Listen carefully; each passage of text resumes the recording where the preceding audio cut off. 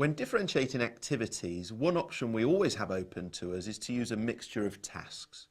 When we're using a mixture of tasks, either in an individual lesson or across a sequence of lessons, we can feel confident that different tasks are going to play to the strengths of different students in our class. Equally, different tasks are going to be more challenging for different learners. So it might be that we decide in a particular lesson that we're going to have 2 or 3 different types of activities, and through this we're going to give learners different ways to access the learning. Another option might be that we decide over a course of lessons, perhaps over a unit of work, that we're going to have a range of activities and maybe focus each individual lesson around a particular activity type. This allows us to achieve the same end but over an extended period.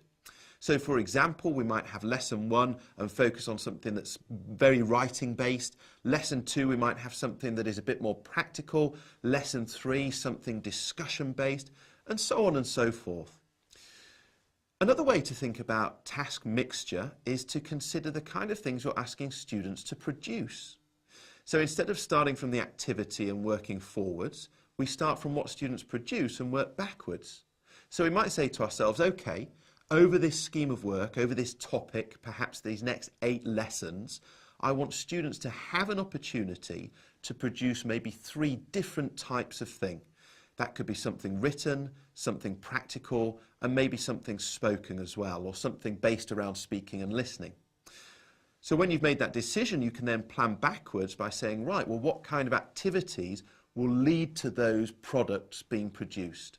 Again, it achieves the same end. Students have different ways in which to interact with the learning, different ways in which to reach those goals that we're setting for them, our learning objectives.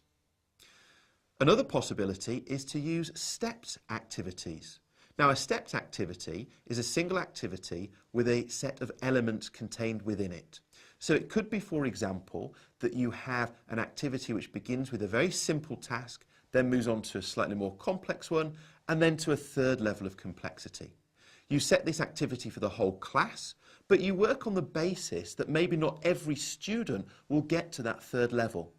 Perhaps half the class will get to the 2nd level and find that to be a sufficient level of challenge, whereas the rest of the class will get to the 3rd, the top level, and that will be sufficiently challenging for them. So a task mixture over an individual lesson or across a series of lessons, great way to differentiate, but also stepped activities. And you can play around with those and explore lots of different options. But in both situations, what we're doing is we're saying, how are my activities giving learners different ways to access the learning and experience that level of challenge? Golden nugget.